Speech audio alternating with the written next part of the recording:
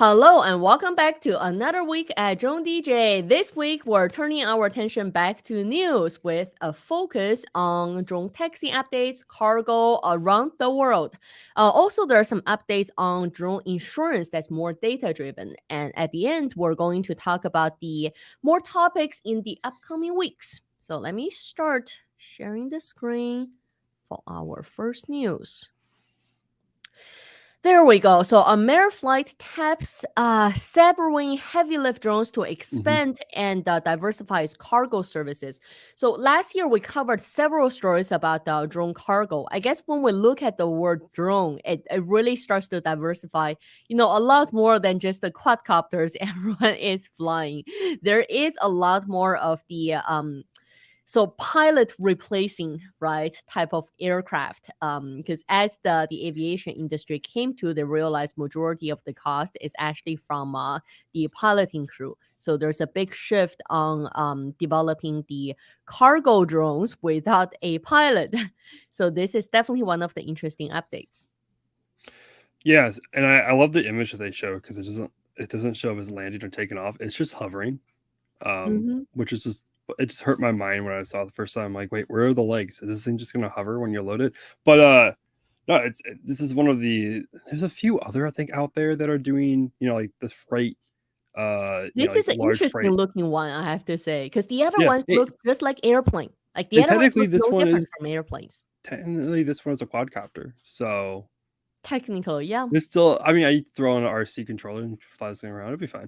Um, Yeah, it's a lot. It's not the only one who's doing these kind of like these freight type airline. I think there's like this. I can't remember the name of the companies, but I saw them. I've seen at least two or three other ones trying this idea out, and that's kind of like a good idea because I mean, a lot of the flights that happen, at least for like FedEx, like take place at night, and like it's just like you have to find room in between like all the other commercial flights, so they just do Mhm. them all at night. And they just Yep. like flat out. When you do something like this, I think their idea is, I think like the not necessarily long haul flights and not the last minute, but like that middle area. I mean, you can just take off and I mean, if you go vertical and stuff, and they use a runway and all that other stuff, which these are I'm reading through it. You can fit Um, in more of the gaps for sure. you can fit in between those gaps with commercial airlines, so you can get more of those flights out. And if you have a larger fleet of these, you can kind of make up that these are smaller than your 747 or I don't know what else they use for freight other than 747s. Mhm. You can make up that smaller space. It's definitely a driven interest from a lot of the larger companies, right? It's essentially looking at unused resources, how to best fill rooms of unused resources. And if we look at traditional airports, that's a large piece of land that has to be used for fixed wing takeoff and landing. Hmm. And because fixed wing takeoff and landing has their specific pattern, right? So although you may have a large size, airport, multiple runways, but the amount of airplanes that can take off and land at any given time is never gonna be the same as a vertical takeoff and landing aircraft for sure. Yeah, especially Multi-rotor especially, right? Because yeah, helicopter movement is a little more unpredictable. yeah, especially an aircraft that doesn't have humans on board, so you can take off at a little bit more steeper or faster rates. So it's not as you don't have to worry about, except for the cargo on board, which can probably take higher G's than what a human can. Just a little bit more. It doesn't necessarily need to be comfortable for Comfortable. for the humans on board the moves. You can get out of that airspace a little bit quicker, probably. These also, I think, if I read through these can also do your regular um, landing at a runway in case airport isn't set up for vertical takeoff at all. So yeah, how long would we take for the FAA to get approval for these? Yeah, that's yeah, Are there that's a any concern. concerns? I That mean, is a concern. that's always the battle, and that concern comes from both sides, right? One Yeah. side is, does it take too long for regulation to actually react to technology change? And on the Hmm. other side is, when you look at any aircraft this size, right, there are certain considerations, over how safe it really is, because if something happens to it, if it falls from the sky, that's still substantial damage and potential threat to human lives on the ground. So are we certain that it's also safe enough because it's so novel, it's so new? So Hmm. it's a balance between the two. It's always Especially a with the fight. traditional side of the FAA. I mean, you have uh, a lot of the drones and all stuff, they just go onto the traditional side of general aviation FAA regulation. Dealing with the spaceflight side of regulation, it's like they're much more quicker on these things and much more, test. You go ahead, test, blow up. Mostly because you're on a controlled range, you're not Right. flying over humans, so you get to be a little bit more pushy. But I've just realized that whenever you have to deal with FAA regulation and licensing and all that stuff, I don't even try to understand it. It's like it's gonna take forever. We'll see whatever the company says, and then we'll just tack on like an extra, couple years. And if you ask me, I think the newer type of aircraft like this would also, open up possibilities on, hey, if vertical takeoff and landing requires, it doesn't need the runway, right? So Mm-hmm. it doesn't need the traditional airport infrastructure, which are passenger airplane driven. So it can, be a warehouse. It can be actually, how about the FedEx distribution center? They can Yep. designate a spot for just their cargo planes take off and land if it's You could vertical. probably put it on the roof, of Yeah, an Amazon. Have yeah. you seen the So those sides of the those are Amazon options too. fulfillment Yeah, centers? yeah. They're freaking huge. I mean, there's a lot of stuff up on that roof, like your HVAC and all that stuff. But if you design it, with this in mind, you can probably make room for Definitely several of these. opens up possibilities for sure. Yeah, 100%. Now moving on, talking about the novel or new drone types. There is the talk. I mean, the talk about hydrogen drone, powered drone, has been going around for a while. What really caught my eye for this one is if we look at flight time right here. So it says it's going to enable flights of up to 100 minutes while transporting payload of 7 kilograms. That Mm-hmm. is a substantial increase. If this actually gets released as a hydrogen drone, that's a pretty hefty payload. So remember last week when we covered a story about the chicken wing delivery, was it last week or a couple of weeks ago, about the chicken Yeah. wing delivery that they had to split into 2 orders because Yeah. apparently one order of chicken wing was too heavy for the drone to carry. So I Yep. guess with this 7 kilograms, that should, be a couple of pounds of chicken wings it can carry. It should be about 15 pounds of chicken wings. Yeah. Yeah. Should be about Well, 15 pounds. with That should be plenty for beverages, right? for a So with family to eat. drinks or anything else, that will Yeah. definitely eat into the weight. So we should Yeah. someone should actually do a count to say, hey, if this is a But game then again, night. this is 100 minutes at 7 pounds. Yeah. So could you put more than 15 pounds? Could you put more than 15 pounds if you only We need don't to get know. We don't that 20 will come down minutes? to the motor, like the propulsion system's lift Yeah, power. I think the 15 pounds is its max weight, but Mm-hmm. maybe you could push it, maybe to 16 pounds or so, if you need to like throw a 2-liter bottle in there or something like that. But these it just shows still. I think these probably won't be. I don't know. Maybe they'll be used for food delivery. I feel like the traditional electric ones would be like just makes more sense where you can just have a hub. You just go and you just like the batteries just charge up there and then they take up instead of having to have the whole infrastructure of hydrogen fuel cells and be able to recharge those up. So So I there are don't know. some calculations that still Yeah, need it to makes be more sense for figured this to out be more like industry, like more like moving freight around. That for you need, or sure. like And medical, what's and the like especially cost for of these long hydrogen distance. cell batteries? Are Yeah. they how much more expensive are they? And is Oh, it they're worth not it? cheap. Oh, it's definitely gonna be more expensive, but that's anytime when you're talking about Yeah, more range, yeah, it's yeah. gonna be more expensive. Yeah. So And also you have to factor in battery management with lithium polymer batteries on drones already. You have to have actually battery management procedures. You can't just mhm. leave those batteries on charge, like a bunch of them are charged and you just walk away and not having anyone to look at them. Right. So there Yeah, are additional human time that may need to go into consideration. you can't treat these batteries like I treat my batteries. You can't just leave them on a charger for 3 months and then use them. Terrible uses. Terrible. Don't be me. Don't do what Don't we're be doing. me. We should have an episode on that. We should educate me. Now, moving along the drone taxi. Last year we also talked about Joby and Skyports because we did like the Skyports. The way how the drone airport is actually going to look. It looked very futuristic and sci-fi like. So right now, Dubai is saying they've set a 2026 goal for Uh-huh. eVTOL air taxi launch. Now, first of all, I when I looked at the story, I thought Dubai was already running those EHang drones for a while. So why they're setting a new goal for the Yeah. eVTOL launch now? So this is not the first time they've set the goal. They set a goal similar for 27 back in 2017 as Yeah, well.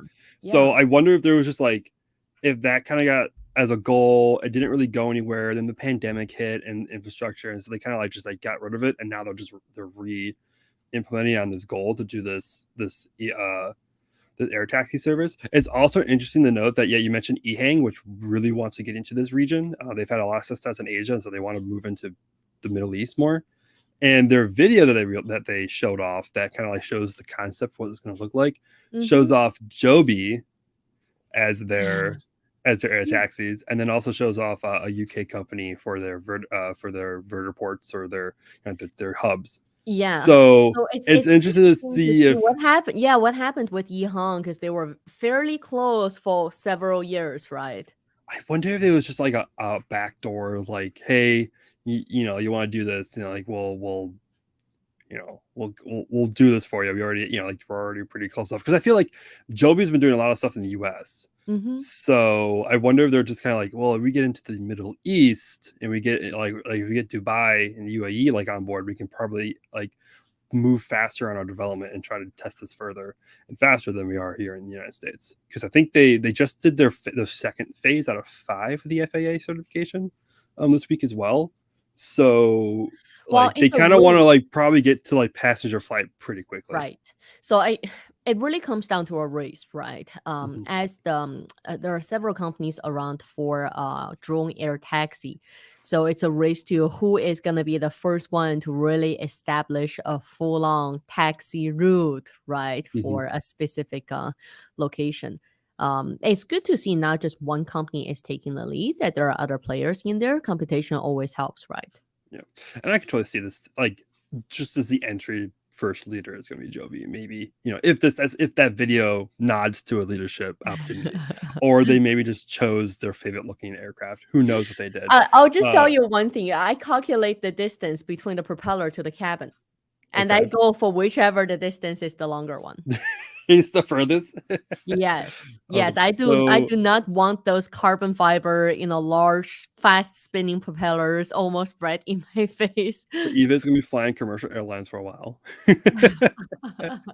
Gonna be Yeah, using there's that helicopters. too. A lot has been happening around Dubai. So there's also a new drone delivery service in Dubai. Um, that looks like one of those prototypes. Actually, the shape of it looked interesting from actually Drone Delivery Canada when they had one of their drone delivery models. So the cargo is actually staying under it and it's Uh-huh. protected. So that's the one part I liked because we saw a lot of the delivery drones, like including the one for the chicken wings, I believe, where it was Yeah, it just just holds on to it. dropping a bag. So I wonder what happens if it's a super windy day, especially you're that higher I up don't in want, the air, I don't right? want your chicken wings flying away. And plus, Ha you know I what? can see. I remember a lot of the restaurants are actually saying Uber Eats or skip the dishes. If they don't bring in those like thermal insulated bags, they're not giving out food. Because if Hmm. drivers, especially in the winter, took the food, stuck it in the car, and it's cold. And by the time it gets to the customer, customers are complaining the food is cold. Yeah. I So remember if it's just yeah. holding a bag, is I the food wonder if gonna those are stay warm? thermally insulated Yeah. or they're just cardboard. Because I This remember is when I did back in my delivery food days back in college, I remember I had a insulated bag, but no one cared back then. So it didn't matter if I used it or not. So who knows? But if you're a business, like you have to think I'm about the sure user businesses would experience, like that. right? Yeah. Yeah. So I do like I vote for them, protected ones versus just Yeah. a I'm string sure holding my food.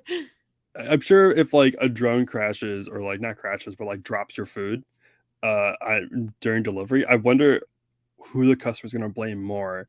The company doing the drone delivery or the The restaurant restaurant. choosing that as their delivery method.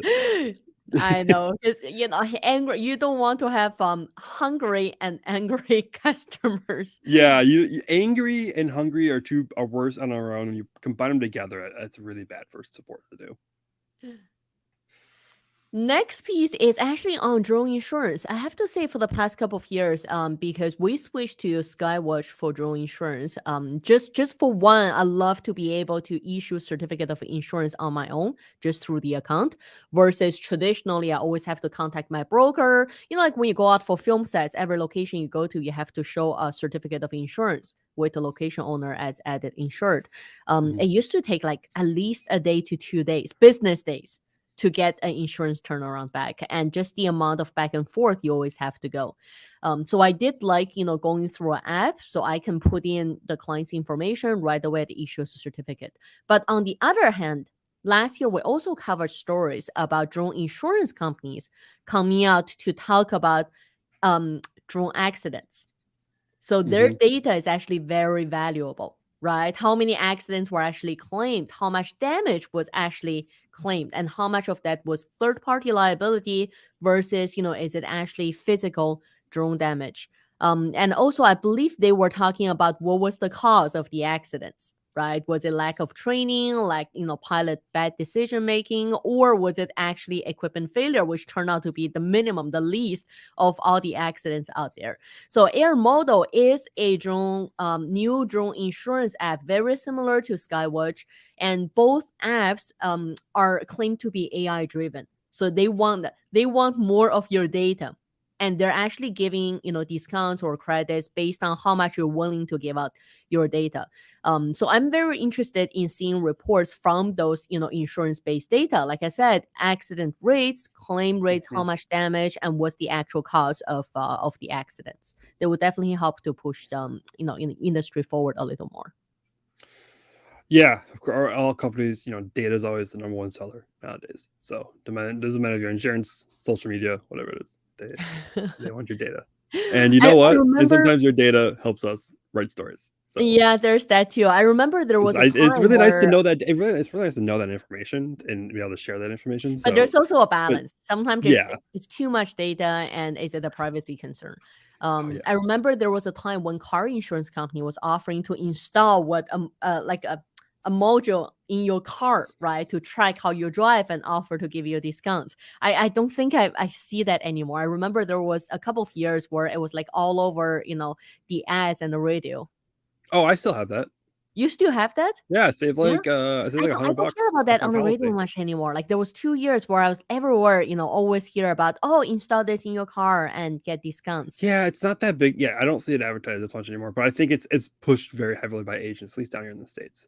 Every time I go there, they're kind of like, please download our app or please sign up for this and install this thing. So yeah, I have one installed in my car for like, I it's not like I drive crazy anyway, so it's not like it's not dinging me for anything. Like it's not a change of my lifestyle at all. And so I think I saved like $150 off my policy for it. So So both drone insurance apps offer discounts or credits same way. So mhm. if you offer your data, then they're gonna give you discounts. Yeah, and so this way, it's you save money off of your drone by sharing it. And I feel like this is a little bit better because I feel like it's a newer industry. It's not a newer industry, but it's still newer than the rest of the kind of the insurance industries. So being And able to data would help for sure. provide insurance companies with it to better understand and better be able to give you better rates, and hopefully probably give people who don't share their data better rates as well, might actually be beneficial, for the entire industry, and maybe we Yeah. all I save a know little bit we more money wanted to on. talk about the insurance as a separate topic, Mhm, around springtime when most people are getting ready to start their flying season.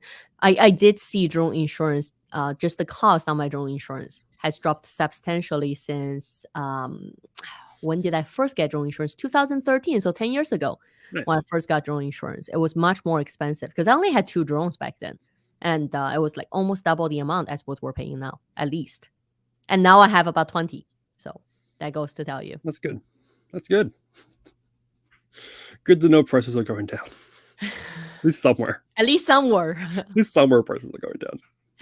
Last year, we also covered a story about India announcing that they're not going to allow international drones to be sold in India. So this is an interesting twist on that because Skydio is able to enter the Indian market by partnering with a manufacturer. So I wonder, Mhm. it doesn't really say much details from the article, right? Because right now, as we know from either drones or vehicles, manufacturing, the shell or even the propulsion system or the engine parts is no longer that crucial part of your entire equipment, right? The chip, Mhm. and for drones, even the camera sensor, right? The chip in the camera sensor, the chip in your flight controller, and the app, right? That's actually running for your flight controller. Those are more important pieces. I believe when India released, that piece of requirement was because they wanted to encourage domestic, right, technology growth and manufacturing. So how much of this allowing partnership with foreign countries, is actually sharing their actual technologies versus just Mhm. allowing jobs in the manufacturing space. Yeah, it's good to know whether or not this is. It says manufacturer, I think that's what a lot of the wording says is it's a manufacturing plant, which doesn't really mean a lot. Although you would think manufacturing mean building, and then you have assembly, which is a little bit different. If you're just assembling parts, which would be, this comes from this plant, this comes from this plant, and they might not all. They probably don't come from India. I mean, and when you talk about the chip, I mean, most of that's going to come from Taiwan and Hmm. China and whatnot. And I don't know if they're using anything with Israel with Intel, but um, that's kind of that is where all the money. I mean, you could. Who cares where you mold your plastic and assemble and build and assemble your create your rotors, like So it's how much of this plastic is or whatever, so actually, it's not that big of a deal. But that yeah, so chipset and that camera sensor, whoever built that, that's kind of where the high tech and a lot of the money is. yeah. And building those plants in India would be kind of a huge trust because Apple has been moving to India as well. Hmm. They want to divest from China, and there's a report that came out earlier this week that the iPhone shells Hmm. that they started building in India, there's a 50% failure on testing with those. So moving something like Skydio into India and kind of like this, it's a newer industry, a new way of manufacturing, build up a new plant, you're going to have some teething problems. And do you want to have those teething problems with your chipset and your camera sensor, or would you rather have those teething problems with like the body frame and the rotors, Which are easily replaced. which you can easily fix? Having messing up like massive amounts of your chipsets is probably going to be really really expensive. So we'll Yeah. see. Maybe Skydio may hopefully I don't know. We'll see. But if it'd be interesting to know if Skydio is entrusted India, which has great manufacturing capability, um, but with their most important part, especially for Skydio, where has that tracking, Yeah, that's the that's AI part. really really important to them to get that right. Definitely. It's the competitive edge for Hmm. Skydio.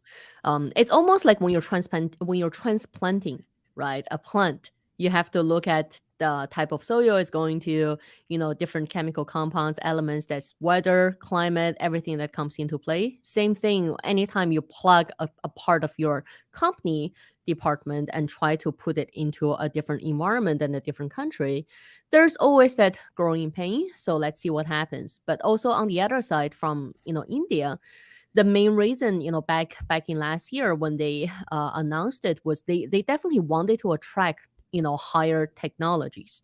They wanted to get into the drone space, not just as, hey, we're manufacturing a shell for you. They wanted Hmm. to get in by fostering, I believe the words were fostering domestic brands so that they Yeah, can actually make drones. this is a So little bit. how much of this is actually helping to that goal, right? Yeah, that's right. They did wanted to bring up, Indian owned, Indian kind of branded drones rather than just putting in Skydio, which is probably a good start. I mean, like you're going to get a lot of experience from people building Skydio drones at a manufacturing plant that could go on to then an Indian company and build drones for them. But But if it's you don't have access not an to the Indian. It's chip not an Indian drone. It's developing the still a app, US drone. no, Yeah, no. still. Well, we'll keep an eye on the story development and see where that goes. Before we wrap up, just want to talk about a couple of drone topics coming up. We already mentioned one that we're going to have an in-depth coverage on drone insurance. But coming next week, the first thing we're going to cover next week is DJI's Mini 2 SE.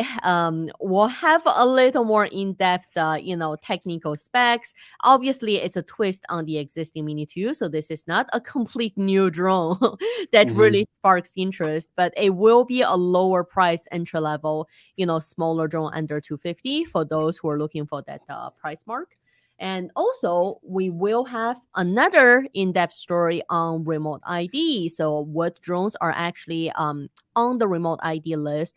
How does the remote ID actually work, and the different concerns that still coming out from it? So that will also be one of our in-depth stories. I believe that's everything we've got for you this week. Thanks for joining us, and we'll see you back here next week.